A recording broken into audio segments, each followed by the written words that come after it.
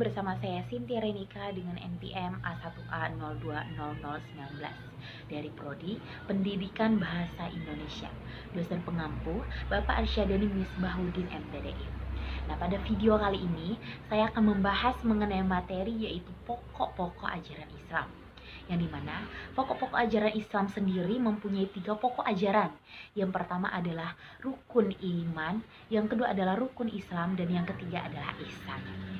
Nah, langsung saja kita akan masuk pada materi yang pertama, yaitu rukun iman. Yang dimana iman sendiri mempunyai arti yaitu kepercayaan hati bahwa Allah Subhanahu wa Ta'ala itu telah menurunkan wahyunya kepada Nabi Muhammad SAW, dan yang disabdakan oleh Nabi Muhammad SAW itu sendiri. Rukun iman yaitu terbagi menjadi 6. Yang pertama yaitu iman kepada Allah Subhanahu wa Ta'ala. Yang kedua, iman kepada malaikat-malaikat Allah Subhanahu wa Ta'ala. Yang ketiga yaitu iman kepada kitab-kitab Allah Subhanahu wa Ta'ala.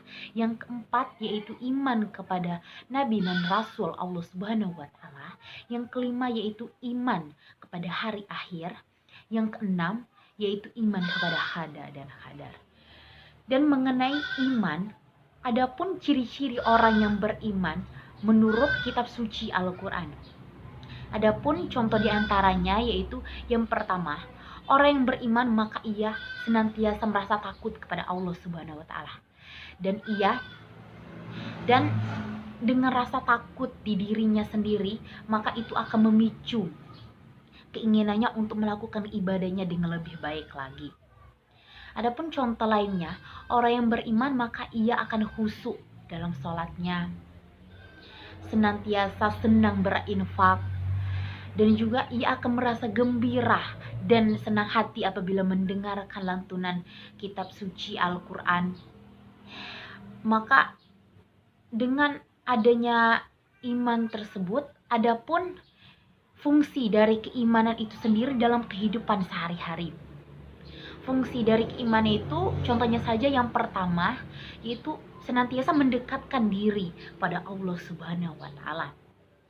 Yang kedua yaitu menjadikan muslim itu hidupnya lebih mulia dan lebih teratur. Fungsi yang ketiga yaitu kita dapat terjauh dari hal-hal yang tidak baik atau hal-hal yang buruk seperti berzina dan lain sebagainya. Adapun fungsi yang keempat dari keimanan itu sendiri yaitu kita dapat termotivasi untuk mencari amal dan bekal untuk kita di akhirat nanti. Sedangkan iman sendiri yaitu mempunyai hubungan dengan ilmu dan juga amal. Hubungan yang pertama yaitu hubungan antara iman dan juga ilmu. Iman dan ilmu yaitu 2 hal yang saling berhubungan dan mutlak. Jadi gini, orang yang berilmu, dengan kita berilmu, maka keimanan seorang muslim itu sendiri akan lebih mantap. Dan sebaliknya, apabila kita beriman, maka kita akan terjauh dari hal-hal yang tidak baik. Sepertinya saja dari hal-hal berzina, maksiat, dan lain sebagainya. Adapun hubungan yang kedua yaitu hubungan antara iman dan juga amal.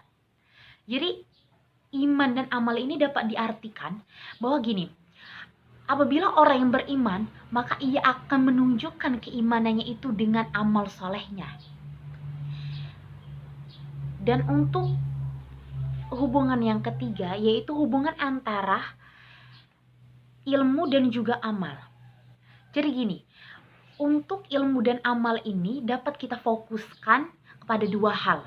Yang pertama yaitu ilmu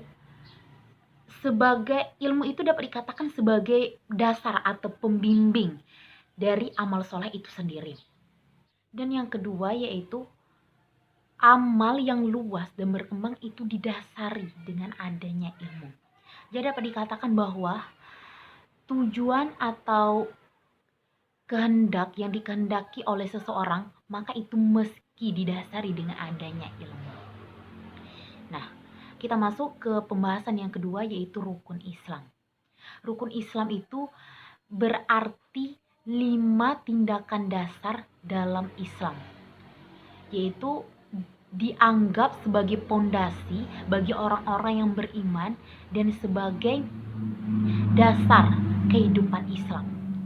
Rukun Islam itu terdiri dari 5. Yang pertama yaitu syahadat, yang kedua yaitu sholat, dan yang ketiga membayar zakat, yang keempat yaitu berpuasa, dan yang kelima yaitu naik haji.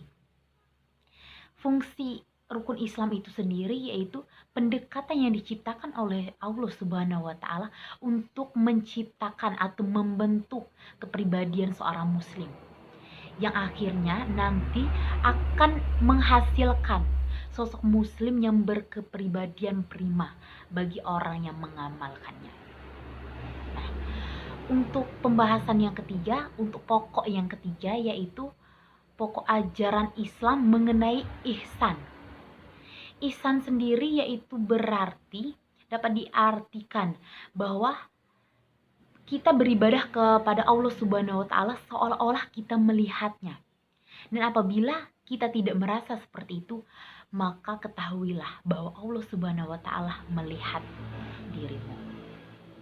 Jadi dapat dicontohkan seperti ini. Dengan adanya kita merasa bahwa kita diawasi dan dilihat oleh Allah Subhanahu wa Ta'ala, maka kita terpacu untuk memperbaiki dan memperbagus ibadah kita sendiri. Contoh saja seperti ini. Apabila ada seorang pembantu yang sedang bekerja dan ia merasa diawasi oleh majikannya, maka ia akan bekerja dengan semaksimal mungkin dan memperbaiki cara kerjanya itu sendiri. Dan dengan adanya hal tersebut, maka itu akan menambah nilai tersendiri baginya. Jadi dengan adanya sifat atau cara ihsan ini, maka kita akan senantiasa lebih dekat kepada Allah Subhanahu wa Ta'ala. Sedangkan ihsan sendiri mempunyai hubungan dengan akhlak, yaitu secara trimologi ihsan itu sering disamakan dengan akhlak, atau sering diartikan bahwa ihsan dan akhlak itu mempunyai tujuan yang sama, yaitu untuk mencapai kebaikan atau hal-hal yang terpuji atau kemuliaan. Mungkin hanya itulah yang bisa saya sampaikan mengenai pokok-pokok ajaran Islam, yang dimana memuat yang pertama yaitu rukun iman, yang kedua adalah rukun Islam, dan yang ketiga adalah ihsan. Dan apabila ada kesalahan baik dari perkataan dan perbuatan saya mohon maaf yang sebesar-besarnya. Saya akhiri, wabillahi taufiq wal hidayah. Wassalamualaikum warahmatullahi wabarakatuh.